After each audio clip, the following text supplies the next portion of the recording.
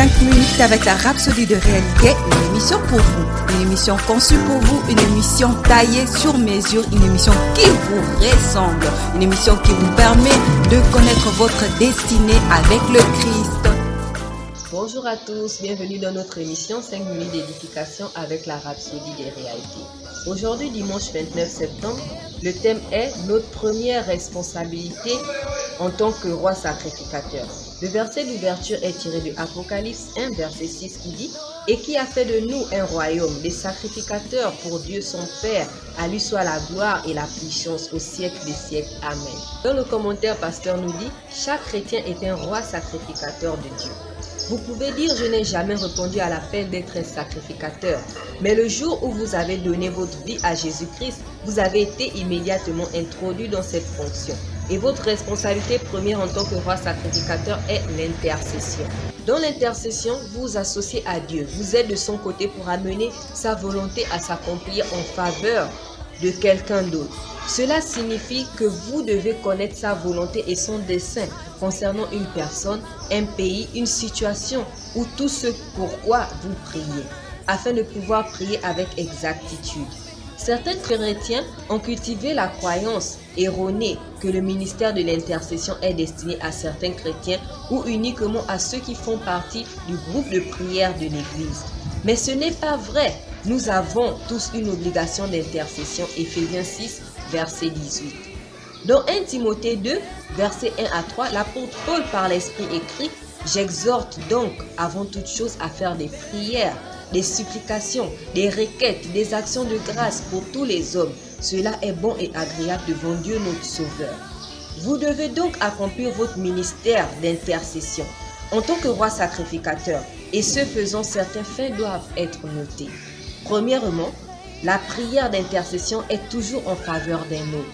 Deuxièmement, vous devez être persévérant, car vous essayez de persuader quelqu'un d'autre de s'aligner sur la volonté de Dieu. Par conséquent, vous devez continuer à prier aussi longtemps que nécessaire sur celui pour qui ou la situation pour laquelle vous désirez un changement. Aussi prêtez attention à la note de victoire dans votre esprit. C'est à ce moment-là que vous êtes certain d'avoir ce que vous avez demandé. Prenez à cœur le ministère de l'intercession et apprenez à provoquer des changements au nom de Jésus.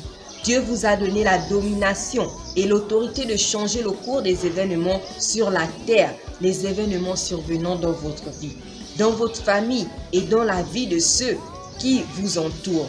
Vous pouvez y parvenir grâce à votre ministère d'intercession en tant que roi sacrificateur. La rhapsodie d'aujourd'hui est très édifiante. Pasteur nous dit que nous sommes des rois sacrificateurs et il nous fait comprendre que nous avons été rois sacrificateurs dès l'instant où nous avons confessé Jésus-Christ comme Seigneur et Sauveur. Et il nous dit qu'en tant que rois sacrificateurs, nous sommes des intercesseurs. Donc prenez votre place d'intercesseur au sérieux.